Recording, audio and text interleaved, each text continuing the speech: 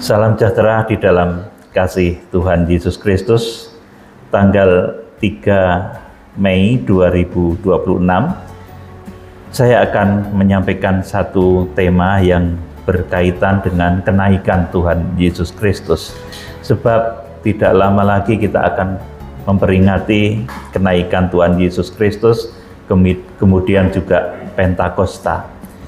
Saudaraku yang dikasihi Tuhan Yesus Kristus, di sini saya akan memberikan satu pandangan yang baru, saudaraku, di dalam pembukaan rahasia firman, bahwa Pentakosta akhir zaman itu adalah saat Tuhan mencurahkan kekuatannya yang dahsyat dan luar biasa untuk kita mampu melakukan kegerakan membawa kembali berita Injil ke Yerusalem.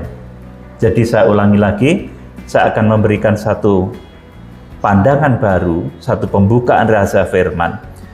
Pentakosta di akhir zaman adalah tercurahnya Roh Kudus yang begitu dahsyat untuk membekali kita supaya kita bisa membawa Injil kembali ke Yerusalem. Nah, selama ini kan yang namanya Pentakosta sudah kita kenal 2000 tahun yang lalu ketika Tuhan Yesus memberikan janjinya, yaitu Roh Kudus yang memberi kekuatan pada murid-murid untuk memberitakan Injil ke seluruh penjuru bumi. Dan itu ada perintahnya, saudaraku. Nah, ketika Injil itu menjangkau seluruh penjuru bumi, maka dari ujung bumi Injil itu akan kembali ke Yerusalem. Dan inilah saatnya Pentakosta akhir zaman, di mana Tuhan memperlengkapi kita dengan kekuatannya, kuasanya, berbagai mujizat yang begitu dahsyat untuk kembali membawa Injil itu ke Yerusalem. Saudara mungkin pernah mendengar di dalam mungkin tahun-tahun awal tahun 1900 atau bahkan juga 2000-an, Pentakosta katanya begitu, saudaraku. Dan pada saat itu ada urapan-urapan yang dahsyat juga ya, saudaraku. Kemudian mereka menginjil ke berbagai tempat di seluruh penjuru bumi. Nah, di sini saya akan memberikan satu pandangan kepada saudara. Di akhir zaman Tuhan akan mencurahkan Roh-Nya yang dahsyat untuk membekali kita membawa Injil kembali ke Yerusalem. Dan ini bukan pekerjaan mudah, sebab itu Tuhan memberikan kepada kita bekal yang luar biasa. Saudara, kita akan kembali kepada sejarah kenaikan Tuhan Yesus ke surga, bahwa kenaikan Tuhan Yesus ke surga itu adalah contoh bahwa kemustahilan menurut logika manusia itu bisa dikerjakan oleh Tuhan. Jadi Tuhan naik ke surga itu sesuatu yang mustahil kalau menurut otak manusia. Maka banyak orang yang menentang tentang salib. Salib itu dianggap kebodohan. Teori tentang kematian Tuhan Yesus, sejarah tentang kematian, kebangkitan Tuhan Yesus, kenaikan Tuhan Yesus, itu adalah proses salib. Dan proses salib itu oleh hikmat dunia dikenal sebagai sesuatu yang bodoh, nggak masuk akal, saudaraku. Tetapi lewat kenaikan Tuhan Yesus ke surga ini, Tuhan memberikan bukti bahwa kemustahilan menurut logika manusia itu bisa dikerjakan oleh Tuhan. Dan ini sejak dulu, saudaraku, ketika bangsa Israel keluar dari tanah Mesir, kemudian menyeberang Laut Tebero itu terbelah, saudaraku, menjadi dua laksana dinding. Kemudian orang Israel itu menyeberang. Nah, ini menurut logika tidak bisa, saudaraku, tidak bisa. Tetapi itu yang tidak bisa itu, menurut logika itu dikerjakan oleh Tuhan. Di kiri dan di kanan orang Israel yang sedang berjalan menyeberangi Laut Tebero itu, air itu bagikan dinding. Ini tidak logis, tetapi yang tidak logis ini dikerjakan oleh Tuhan. Saudaraku, di sini apa pesan moralnya, saudaraku? Jadi kita harus menempatkan Tuhan di atas logika kita. Jangan sampai terbalik. Menempatkan logika di atas Tuhan, nanti kalau kita menempatkan logika di atas Tuhan, nanti kita akan mempertuhankan logika, dan itu nanti terjadi di akhir zaman, di mana berbagai macam perkembangan ilmu dan teknologi itu kemudian akan memperbudak manusia. Bahkan di dalam kitab Wahyu pasal 13, nanti puncaknya itu akan diciptakan robot yang begitu dahsyat. Bahasanya itu robot, entah nanti wujudnya seperti apa, tapi itu merupakan kecanggihan teknologi yang nanti akan menguasai manusia. Dan robot itu dikatakan nanti ada nyawanya. Nabi palsu itu memberikan nyawa. Sudah yang dikasih Tuhan, jadi pentingnya kita harus menempatkan Tuhan di atas logika kita. Jangan terbalik, menempatkan logika di atas Tuhan. Sebab kalau sampai kita menempatkan logika di atas Tuhan, kita akan menjadi orang-orang yang sulit percaya dengan keajaiban Tuhan. Sudah yang dikasihi Tuhan, banyak hal tak terselami, tak terpikirkan, dan tak bisa dinalar. Itu nyata dikerjakan Tuhan dan menjadi sejarah bahkan, saudaraku. Kalau pekerjaan Tuhan itu semua bisa dipikir dengan logika, justru pada saat yang sama kita sedang merendahkan Tuhan. Jadi memang banyak sekali hal-hal yang tidak bisa dipikir dengan logika, tetapi dikerjakan Tuhan, termasuk terbelahnya laut Teberau. Oh, nanti banyak lagi, saudaraku. Kita akan membaca sekarang 2 Korintus 10 ayat 3 sampai 6. Saya mohon dibaca Pak Rudi. 2 Korintus 10 ayat 3 sampai 6. Memang kami masih hidup di dunia, tapi kami tidak berjuang secara duniawi. Terus, karena senjata kami dalam perjuangan bukanlah senjata duniawi, melainkan senjata yang diperlengkapi dengan kuasa Allah yang sanggup untuk meruntuhkan benteng-benteng. Terus, kami mematahkan setiap siasat orang dan merubuhkan setiap kubu yang dibangun oleh keangkuhan manusia untuk menentang pengenalan akan Allah. Kami menawan segala pikiran dan menaklukkannya kepada Kristus. Amin. Jadi segala pikiran kita harus kita taklukkan kepada Kristus. Sebab kalau tidak, nanti akan berkembang menjadi pembantah-pembantah dari dunia ini. Bahkan menjadi orang yang mempertuhankan logika. Ini berbahaya. Saudaraku, arus antikris di akhir zaman itu adalah arus yang nanti mempertuhankan logika. Saudaraku, sedangkan Tuhan itu melampaui logika kita, saudaraku. Tuhan itu betul-betul melampaui logika kita. Ayat 6 dari 2 Korintus 10 ayat yang ke-6. Dan kami siap sedia juga untuk menghukum setiap kedurhakaan bila ketaatan kamu telah menjadi sempurna. Amin.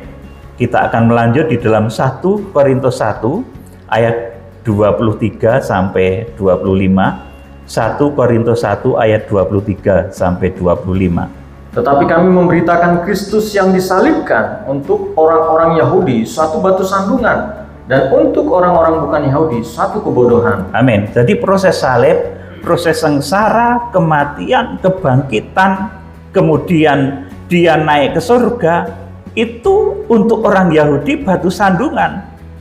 Orang Yahudi tersandung sampai sekarang. Dan untuk orang Yahudi hal itu adalah kebohongan, kebodohan.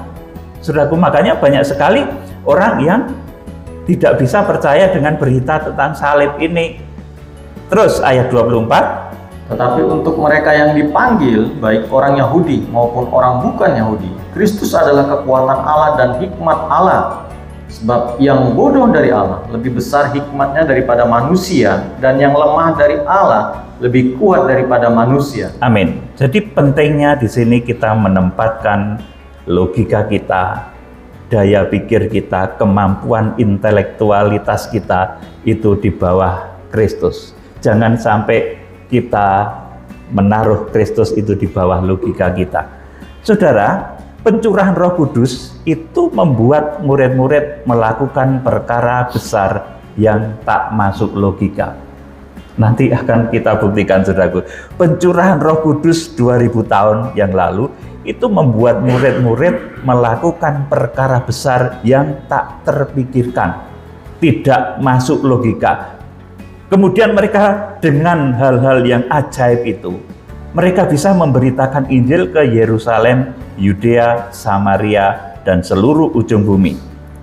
Banyak hal yang tak masuk akal yang dikerjakan murid-murid setelah penuh dengan Roh Kudus dan setelah Pentakosta. Demikian pula kita, saudara, di dalam kegerakan kuda putih, di dalam kegerakan akhir zaman, Tuhan akan mencurahkan Pentakosta yang dahsyat untuk memperlengkapi kita dari ujung bumi yang dijangkau oleh Tuhan lewat amanat kegerakan hujan awal. Itu jadikanlah seluruh bangsa muridku, seluruh ujung bumi. Nah, ketika Injil menjangkau seluruh ujung bumi, dari ujung bumi, maka Injil akan kembali ke Yerusalem dan menjangkau kembali Yerusalem yang saat ini tersandung oleh berita salib. Yerusalem itu harus kita jangkau, saudaraku. Nah, kita akan diperlengkapi oleh Tuhan dengan segala macam hikmat, kekuatan, makrifat yang begitu dahsyat. Kalau di dalam kitab Wahyu pasal 5 ayat yang ke-12. Saudara, jadi pencurahan Roh Kudus itu membuat murid-murid melakukan perkara-perkara besar yang tak terpikirkan. Kemudian bisa memberitakan Injil ke Yerusalem, Yudea, Samaria, dan seluruh ujung bumi. Banyak hal yang tak masuk akal yang dikerjakan murid-murid setelah penuh dengan Roh Kudus, setelah Pentakosta. Demikian pula di dalam kegerakan kita menjangkau bangsa Israel, kita akan melakukan peristiwa-peristiwa, kita akan melakukan perkara-perkara yang besar, bahkan yang tidak masuk di akal. Saudaraku, kita akan mengambil contoh ya saudaraku. Ini kalau kita baca ayatnya banyak sekali. Dahulu setelah murid-murid itu dipenuhkan oleh Roh Kudus, murid-murid melakukan sesuatu yang sangat tidak masuk akal. Yang pertama misalkan ini, menyembuhkan orang lumpuh sejak lahir. Ini Kisah Rasul pasal 3 ayat 1 sampai 11 ya. Petrus dan Yohanes itu menyembuhkan seorang laki-laki yang lumpuh di gerbang Bait Allah. Di gerbang Bait Allah. Jadi Petrus dan Yohanes menyembuhkan orang lumpuh sejak lahir. Jadi kalau namanya orang lumpuh sejak lahir, itu kan tentunya cacat ya saudaraku. Organ tubuhnya itu cacat dan tidak memungkinkan untuk bisa kembali pulih, berjalan pulih. Misalkan kakinya panjang pendek begitu saudaraku. Yang satu mungkin komplit tapi yang satu cacat saudaraku. Ini sejak lahir dan itu bisa dikerjakan. Dan ini termasuk hal yang tidak masuk akal. Kemudian, saudaraku, ada lagi yang dikerjakan oleh murid-murid setelah penuh Roh Kudus. Bayangan Petrus itu menyembuhkan orang. Saudara bisa membaca di dalam Kisah Rasul pasal 5 ayat 15 sampai 16 itu. Nah, ini juga tidak masuk logika juga, saudaraku. Bagaimana mungkin bayangan seorang manusia bisa menyembuhkan orang sakit, orang kesurupan menjadi sembuh, orang sakit disembuhkan, orang lumpuh disembuhkan, orang buta menjadi melihat, cuma gara-gara kena bayangannya Petrus. Ini nggak masuk akal, saudaraku. Jadi kalau orang yang mengikuti firman, orang yang percaya Tuhan, Tuhan itu banyak kali melakukan perkara yang tidak masuk akal. Dalam hidup saudara, kalau saudara itu ingin mengalami mujizat, maka saudara juga harus percaya dengan hal-hal yang sedemikian. Mujizat-mujizat yang dikerjakan oleh Tuhan. Dalam hal berkat pun demikian, saudaraku. Saya itu mengalami sendiri di dalam hal kesembuhan, di dalam hal berkat pemeliharaan Tuhan yang sulit dipikir dengan akal. Saudaraku yang dikasihi Tuhan. Kemudian Petrus membangkitkan Tabita. Kisah Rasul 9 ayat 36 sampai 43 di sana ditulis. Kemudian malaikat Tuhan melepaskan Petrus dari penjara. Kisah Rasul pasal 12 ayat 7 sampai 17. Kemudian hukuman atas Ananias dan Safira yang mendustai Roh Kudus Itu bisa saudara baca juga di dalam Kisah Rasul. Kemudian yang lebih aneh lagi saudaraku, dan ini nggak masuk akal juga, sapu tangan Paulus itu bisa menyembuhkan orang sakit dan mengusir roh jahat. Saudaraku, ini nggak masuk akal loh saudaraku. Misalkan saya ini, saudaraku, sebagai Paulus, dasi saya dibawa ke Kalimantan, ditumpahkan ke orang sakit menjadi sembuh, saudaraku. Ini kan nggak masuk akal, tapi dikerjakan oleh Tuhan pada zaman itu.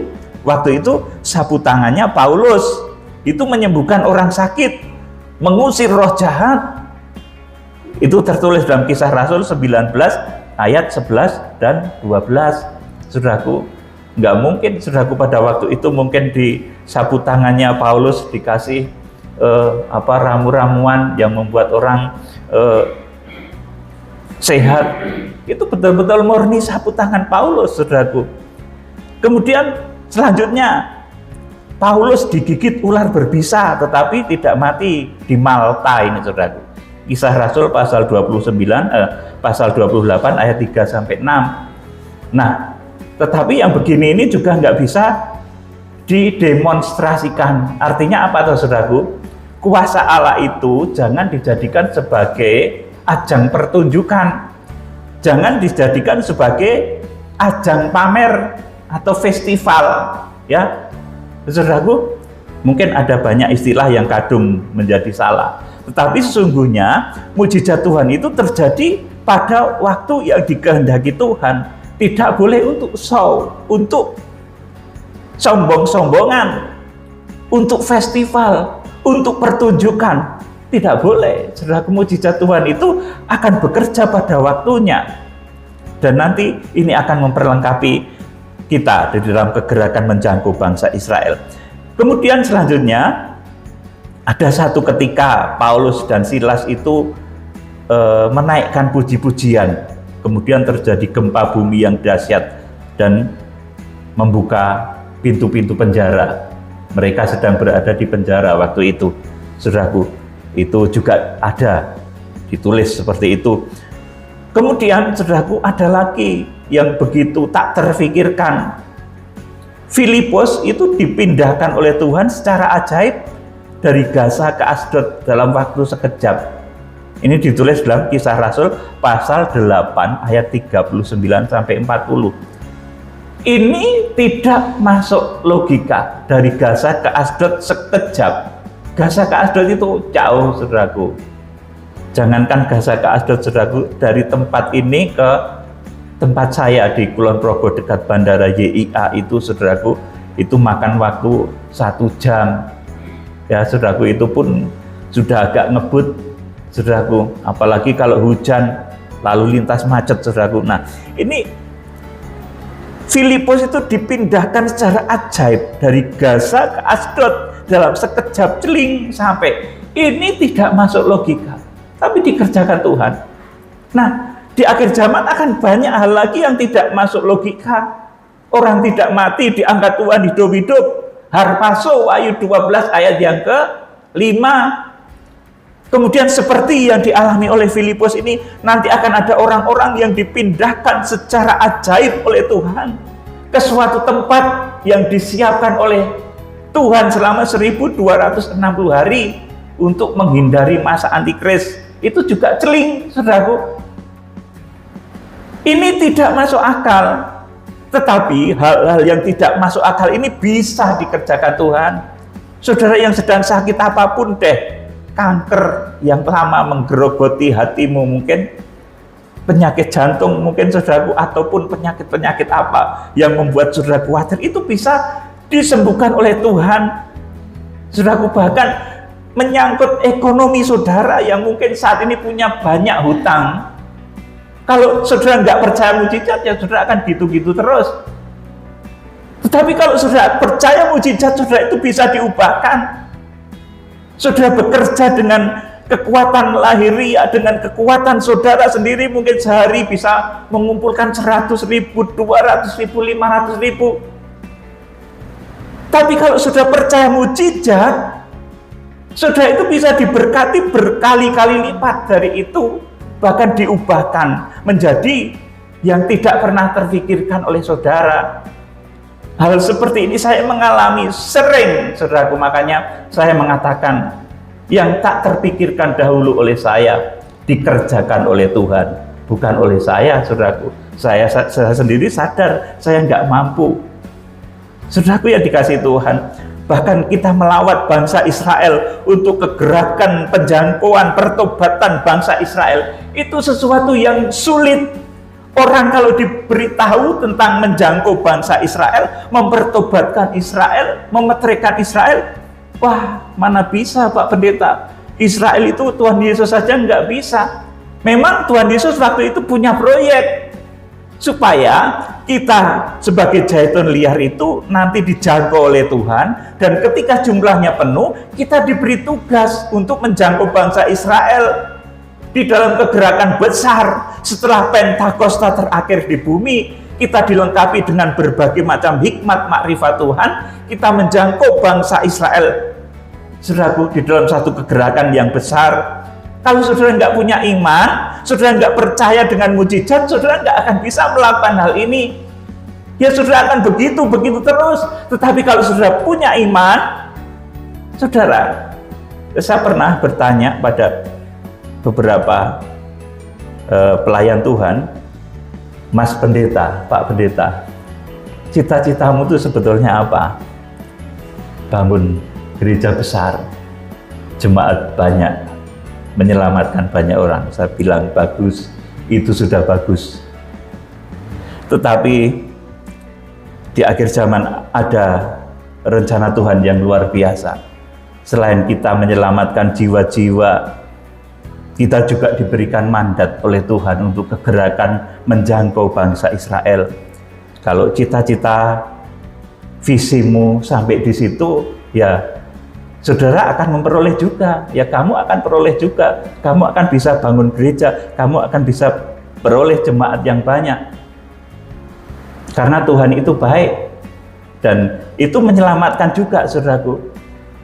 Tetapi di akhir zaman ini ada mega proyeknya Tuhan yang besar, pembangunan bait Allah rohani yang besar, di mana Israel itu harus kita jangkau kembali dalam kegerakan besar yang namanya kegerakan Buddha Putih, Wahyu pasal 6 ayat 1 dan 2. Dan itu sesuatu yang sulit. Menggapai visi itu memang bukan pekerjaan yang mudah.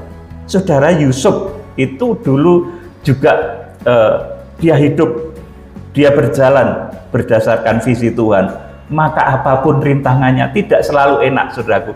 Bayangkan ada 12 anak, 13 dengan satu perempuan, ya, saudaraku. Israel itu, saudaraku, itu memusuhi Yusuf. Dari 12 saudaranya itu memusuhi Yusuf, ada satu yang sayang, Benyamin. Makanya Yusuf itu juga sayang sama Benyamin, saudaraku. Bayangin, dari saudara-saudara yang sekian banyak itu membenci dia, bersepakat memasukkan dia ke dalam sumur, menjual dia. Saudaraku, ini bukan perjalanan yang enak loh, saudaraku. Kemudian Yusuf itu sempat masuk penjara juga di Mesir, saudaraku, karena fitnah. Tetapi karena Yusuf itu berjalan berdasar visi, yang mengutus Yusuf itu jelas. Sejak umur 17 tahun Yusuf itu dapat visi, matahari, bulan, dan bintang itu sujud kepadanya. Ini membuat ayahnya juga marah, saudaraku. Masakan sih aku sama ibumu sama saudara-saudaramu sujud menyembah kepadamu? Tetapi visi itu dari Tuhan dan dikerjakan Yusuf, saudaraku.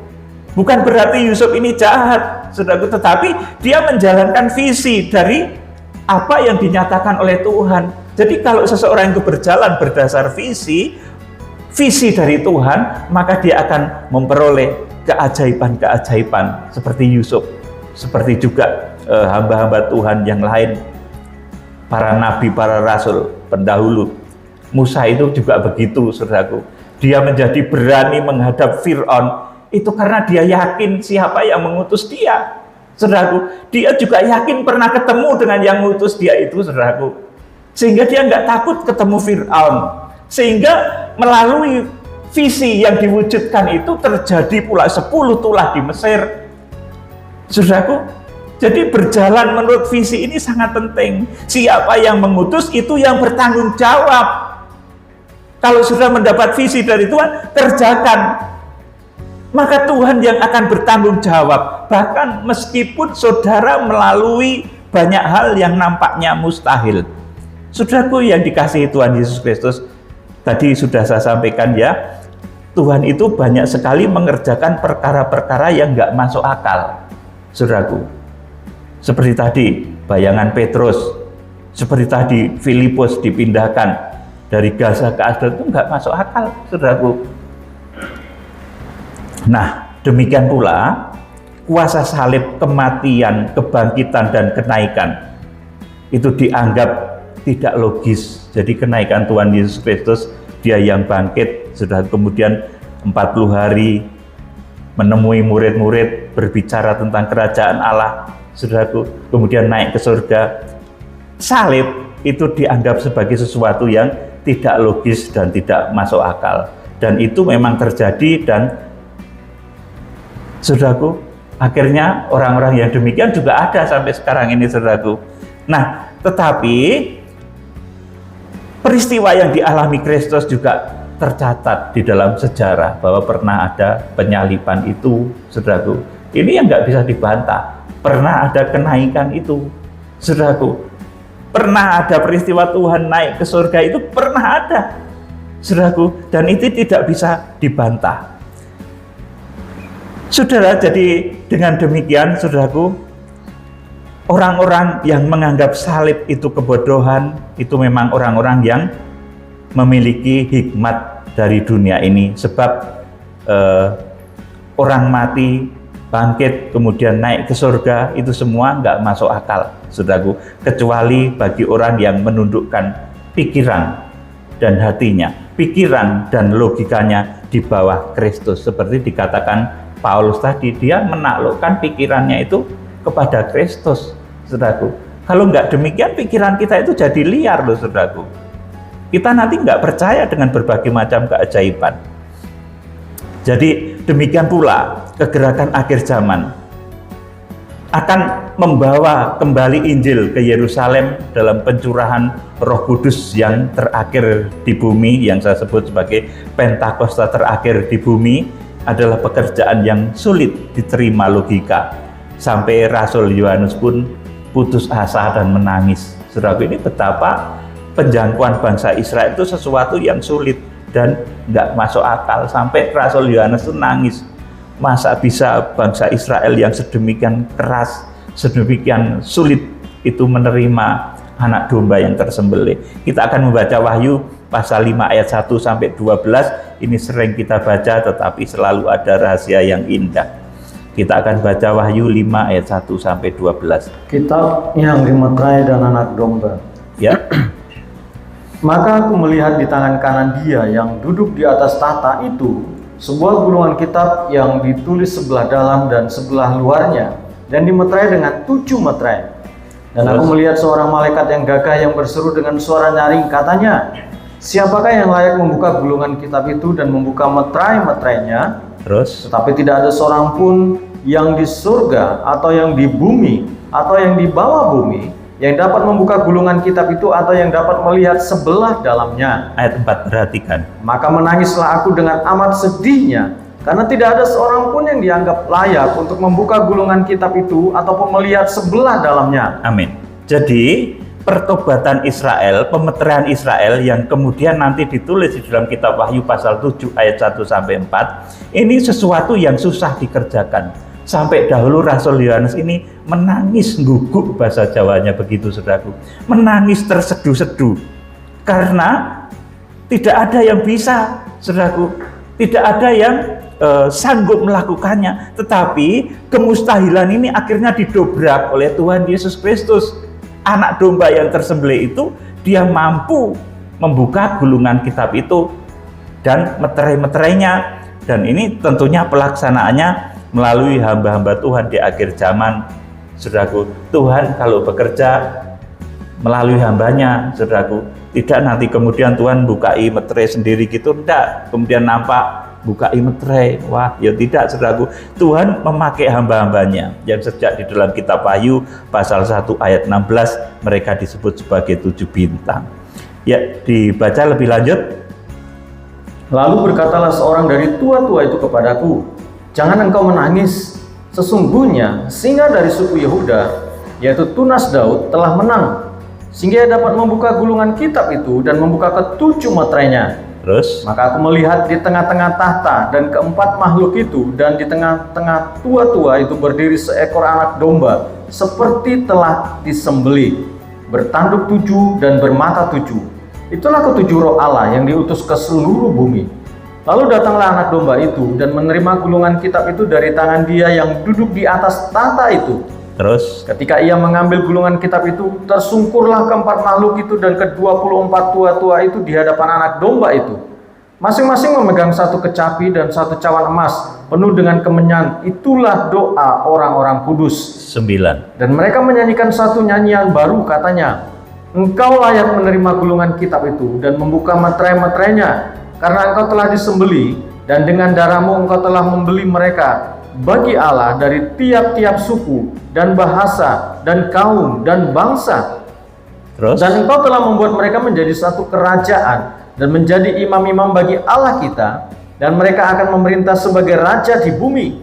Maka aku melihat dan mendengar suara banyak malaikat sekeliling tahta, makhluk-makhluk itu dan tua-tua itu.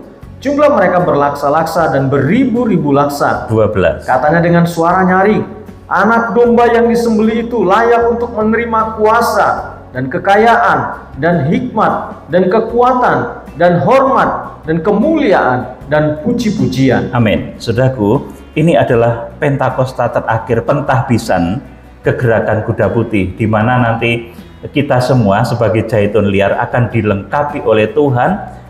Kalau dulu dilengkapi dengan pencurahan Roh Kudus yang kemudian memenuhi murid-murid melakukan mujizat-mujizat yang tadi sudah saya sampaikan, semuanya itu tidak masuk akal. Banyak hal yang tidak masuk akal, saudaraku. Nah, di akhir zaman kita akan mengerjakan kegerakan menjangkau bangsa Israel, membawa Injil kembali ke Yerusalem sesuai dengan amanat Roma 11 ayat yang ke-25 sampai 31. Nah, saudara, kalau dahulu bekal yang merupakan Roh Kudus itu wujudnya tidak dijabarkan. Tetapi di dalam kitab Wahyu pasal 5 ini, ketika pentahbisan untuk kegerakan penjangkauan bangsa Israel, maka karunia Roh Kudus yang tercurah di dalam diri kita double porsi, itu nanti akan membuat kita, saudaraku, dipenuhi dengan 7 perkara besar. Di sini dikatakan, anak domba yang disembelih itu layak untuk menerima kuasa, kekayaan, dan hikmat, dan kekuatan, dan hormat, dan kemuliaan, dan puji-pujian. Jadi kita akan dilengkapi dengan 7 perkara dahsyat yang bersumber dari urapan Roh Kudus double porsi. Saudara, kalau dahulu sebelum diurapi Roh Kudus, murid-murid juga putus asa. Bagaimana bisa menjangkau seluruh penjuru bumi? Bagaimana bisa menjadikan seluruh bumi ini murid Kristus? Itu tidak bisa, saudaraku. Tetapi ketika Roh Kudus dicurahkan, maka murid-murid bisa melakukan hal-hal yang mustahil, bisa melakukan perkara-perkara besar yang tidak terpikirkan oleh mereka pada saat itu. Nah, demikian pula kita ketika nanti pentahbisan ini terjadi, saudaraku, kita akan diberikan kuasa yang berwujud. Di sini disebut sebagai kuasa, kekayaan, hikmat, kekuatan, hormat, kemuliaan, dan puji-pujian. Itu nanti akan diberikan oleh Tuhan Yesus, anak domba yang tersembelih, kepada kita untuk kita menjangkau bangsa Israel sehingga kita bisa melakukannya. Jadi Pentakosta di akhir zaman ini pun nanti akan menyebabkan kita, hamba-hamba maupun jemaat-jemaat yang dipakainya itu bisa mengerjakan perkara-perkara dahsyat yang tak terpikirkan, dan puncaknya itu harpazo. Ada orang yang nggak mati di akhir zaman, saudaraku. Ini kan sesuatu yang sulit diterima dengan logika, tapi dikerjakan Tuhan juga, ditulis di dalam Alkitab. Ada orang yang diungsikan dengan kuasa Tuhan yang begitu dahsyat. Wahyu 12 ayat yang ke-6 dan ayat yang ke-14. Ini juga tidak masuk logika, tetapi dikerjakan Tuhan dan tercatat di dalam kitab suci. Jadi saudaraku, proses pemeterian Israel ini pun bahkan membuat saudara membuat tokoh-tokoh atau yang disebut sebagai malaikat. Kalau sudah membaca di dalam Wahyu pasal 7 ayat 1 sampai 4, itu juga nyaris putus asa karena memang berat, tetapi itu bisa dikerjakan Tuhan. Kita akan baca ayat-ayat yang terakhir ya saudaraku, Wahyu pasal 7 ayat 1 sampai 4 dibaca.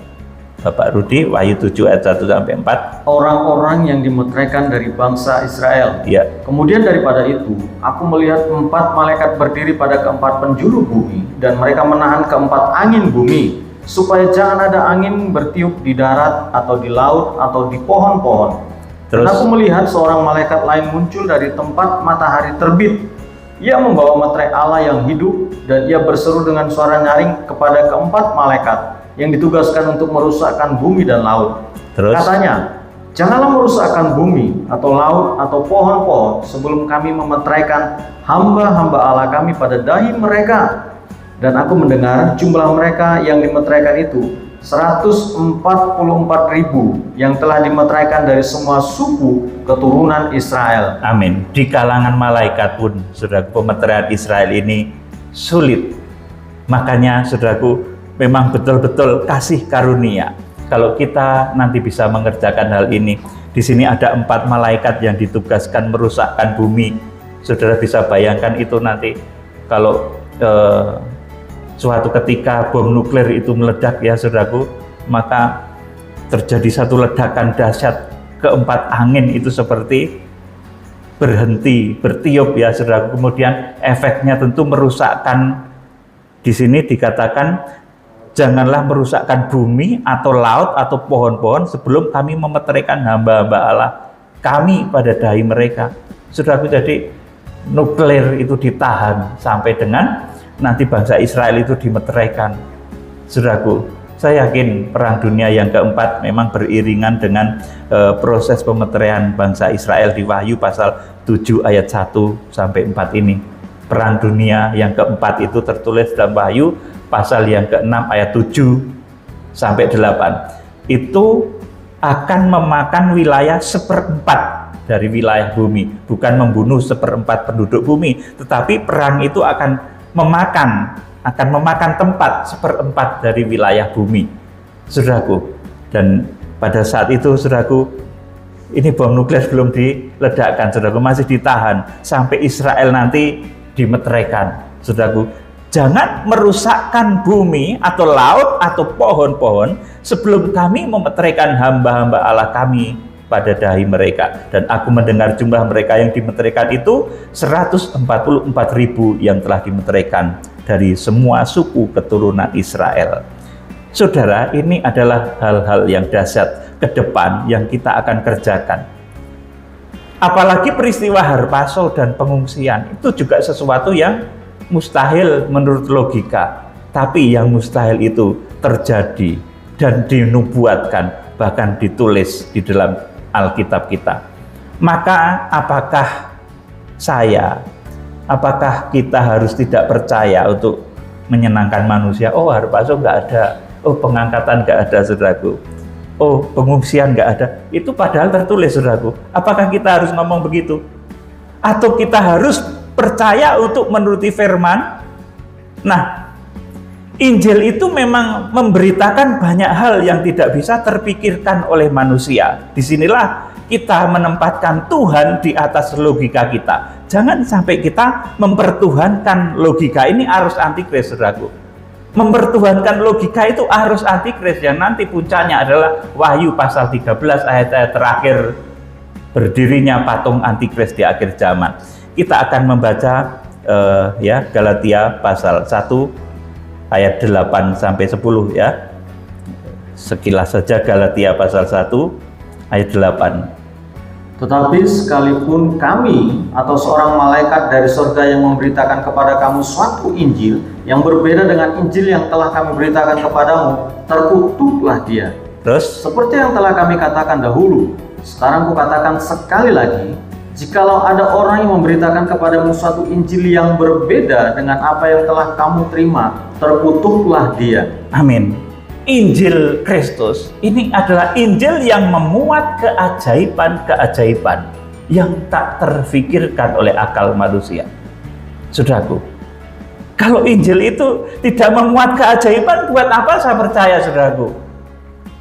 Karena Injil itu memuat keajaiban-keajaiban yang luar biasa, bahkan memerdekakan orang dari maut, memerdekakan orang dari dosa, bahkan nanti akan di akhir zaman membawa kepada pengangkatan, juga pengungsian.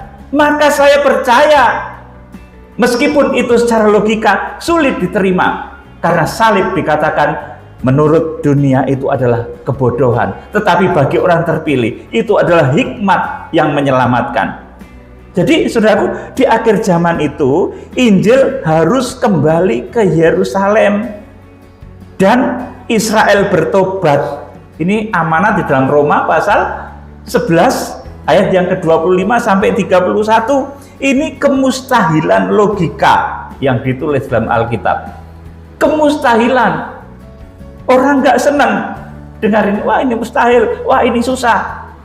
Tetapi saudaraku, Injil yang kita beritakan, Injil yang saya sampaikan, ini adalah Injil yang membawa berita ajaib, bisa mengubahkan yang sakit menjadi sembuh, yang miskin diberkati dengan cara-cara yang tak terduga. Nah, saudaraku yang dikasihi Tuhan, kita akan baca lagi ya, saudaraku, ini rodok banyak ayatnya. 1 Korintus 15, 51 sampai 55. Ini mustahil juga, saudaraku, tapi dikerjakan Tuhan buktinya. 1 Korintus 15, 51 sampai 55. Sesungguhnya aku menyatakan kepadamu suatu rahasia. Kita tidak akan mati semuanya, tetapi kita semuanya akan diubah. Amin. Loh, ini saudaraku, gimana ini kalau dihadapkan dengan sains dan teknologi? Kan ini kayak cerita gitu, saudaraku. Kayak cerita yang ngoyo-woro, tetapi ini ditulis dalam Alkitab. Ada orang tuh nggak mati. Rasul Paulus katakan seperti itu. Makanya kita harus menaruh Kristus itu di atas pikiran kita, supaya pikiran kita itu jangan liar. Ayo, ayat 52. Dalam sekejap mata, pada waktu bunyi nafiri yang terakhir, sebab nafiri akan berbunyi dan orang-orang mati akan dibangkitkan dalam keadaan yang tidak dapat binasa, dan kita semua akan diubah. Ya, ini kalau dilihat dari sains dan teknologi, mosok nanti orang mati itu bangkit toh. Makanya dulu ada orang yang nggak percaya dengan kebangkitan. Sejak zaman Tuhan Yesus sudah ada, ya, orang Saduki, ya saudaraku, itu nggak percaya kebangkitan. Lanjut, 53. Karena yang dapat binasa ini harus mengenakan yang tidak dapat binasa, dan yang dapat mati ini harus mengenakan yang tidak dapat mati. 54. Dan sesudah yang dapat binasa ini mengenakan yang tidak dapat binasa, dan yang dapat mati ini mengenakan yang tidak dapat mati, maka akan genaplah firman Tuhan yang tertulis, maut telah ditelan dalam kemenangan. Hai maut, di manakah kemenanganmu? Hai maut, di manakah sengatmu? Amin. Jadi orang yang tidak mati dan diangkat hidup-hidup, ini menurut sains dan teknologi nggak ada yang masuk ini, saudaraku. Nggak ada yang masuk sedikit pun. Jadi saudara harus menempatkan pikiran saudara ini di bawah Kristus. Saya yakin dengan ayat ini, meskipun secara sains ini ngoyo-woro, saudaraku, tetapi saya yakin dengan ayat ini, saudaraku, karena memang harus begitu, saudaraku. Berita tentang salib itu kalau diterima oleh hikmat dunia itu kebodohan, tetapi bagi orang yang ditentukan, orang pilihan, itu kekuatan Allah. Kita akan membaca juga di dalam 1 Tesalonika 4 ayat 15 sampai 17. 1 Tesalonika 4 15 sampai 17. Ini kami katakan kepadamu dengan firman Tuhan. Ya, jadi dengan firman Tuhan, bukan hanya hasil otak-atik, tapi dengan firman Tuhan. Terus kita yang hidup, yang masih tinggal sampai kedatangan Tuhan, sekali-kali tidak akan mendahului mereka yang telah mati meninggal. Sebab pada waktu tanda diberi, yaitu pada waktu penghulu malaikat berseru dan sangkakala Allah berbunyi, maka Tuhan sendiri akan turun dari surga, Dan mereka yang mati dalam Kristus akan lebih dahulu bangkit. Terus Sesudah itu, kita yang hidup, yang masih tinggal, akan diangkat bersama-sama dengan mereka dalam awan, menyongsong Tuhan di angkasa. Demikianlah kita akan selama-lamanya bersama-sama dengan Tuhan. amin. Maka di akhir zaman itu akan muncul orang-orang yang tidak percaya dengan hal ini, tidak percaya dengan adanya pengangkatan, tidak percaya dengan kedatangan Tuhan yang datang di awan-awan ini. Kemudian mereka membentuk front besar, nanti yang di dalam bahasa Ibrani, aliansi besar itu akan dikumpulkan pada satu tempat yang disebut sebagai Harmagedon. Saudaraku, Harmagedon itu agak jauh ya dari Bait Allah, tapi itu merupakan markas dari aliansi besar akhir zaman. Sedangkan Bait Allah itu nanti tempat duduknya antikris di akhir zaman. Saudaraku yang dikasihi Tuhan, jadi di akhir zaman itu akan ada orang-orang yang dipindahkan oleh Tuhan secara dahsyat juga, selain yang diangkat tadi, saudaraku. Dipindahkan secara dahsyat oleh Tuhan seperti Filipus dari Gaza ke Asdod. Dipindahkan ke suatu tempat yang disediakan oleh Allah selama 1260 hari ketika masa antikris tiba. Ini juga kemustahilan logika yang dicatat oleh Alkitab. Kita baca Wahyu pasal 12 ayat 6 dan ayat 14 saja. Wahyu 12 ayat yang ke-6 dan ayat yang ke-14. Perempuan itu lari ke padang gurun, di mana telah disediakan suatu tempat baginya oleh Allah, supaya ia dipelihara di situ 1260 hari lamanya. Ayat yang 14. Kepada perempuan itu diberikan kedua sayap dari burung nasar yang besar, supaya ia terbang ke tempatnya di padang gurun, di mana ia dipelihara jauh dari tempat ular itu selama 1 masa dan 2 masa dan setengah masa. Amin. Saudara, jadi dengan peristiwa Tuhan Yesus yang naik ke surga, diawali dari proses salib, kematian, kebangkitan, kemudian dia di tengah-tengah suasana kebangkitan menemui murid-murid, menceritakan tentang kerajaan Allah, memberitakan kerajaan Allah. Kemudian 40 hari setelah itu Tuhan naik ke surga. Ini mustahil, sudah menurut akal, tapi dikerjakan oleh Tuhan. Kemudian setelah itu terjadilah pencurahan Roh Kudus untuk memberitakan Injil ke seluruh penjuru bumi. Tanpa Roh Kudus, orang tidak bisa melakukan keajaiban. Setelah penuh Roh Kudus, murid-murid bisa melakukan apa-apa yang mustahil. Demikian pula saudara. Ketika saudara masih belum full, belum penuh dengan Roh Kudus, saudara sulit mengerjakan hal-hal yang ajaib, hal-hal yang menurut pikiran mustahil. Tetapi ketika saudara nanti penuh Roh Kudus, saudara akan bisa melakukan hal-hal yang dinilai orang itu mustahil. Sekarang mungkin naik motor aja butut, setahun lagi diberkati luar biasa, itu bisa, saudaraku. Itu sangat mudah, itu cuma berkat lahiriah. Saudara mendoakan orang sembuh, saudara membawa orang kepada keselamatan yang luar biasa, itu dahsyat. Bahkan kita akan dipercaya oleh Tuhan membawa Injil kembali ke Yerusalem. Itu butuh kekuatan Tuhan yang begitu dahsyat. Kiranya Tuhan Yesus Kristus memberkati.